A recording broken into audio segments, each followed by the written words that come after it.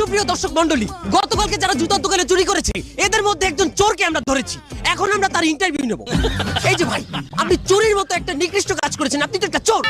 আর মিয়া খালি চোরই দেখলেন, চোরের দুঃখটা আপনারা দেখলেন না। আপনার আবার কিসের দুঃখ? আপনি বোঝেন না কত বড় রিস্ক নিছি আমি। চুরি করা পাপ, আল্লাহ শাস্তি দেবে না। যাই নাও রিস্ক নিয়ে দুইজনা জুতা চুরি হচ্ছি। হ্যাঁ, তারপর বাড়ি এনে দেই ছোট হয় জুতা। আমার সাথে এগুলো হবে কেন? আমি কি অপরাধ করছি? আমি তো কোনো কুলি পাইলাম না, এগুলো পাইলাম না, ওগুলো পাইলাম না। আপনার জন্য আরো একটি দুঃসংবাদ আছে।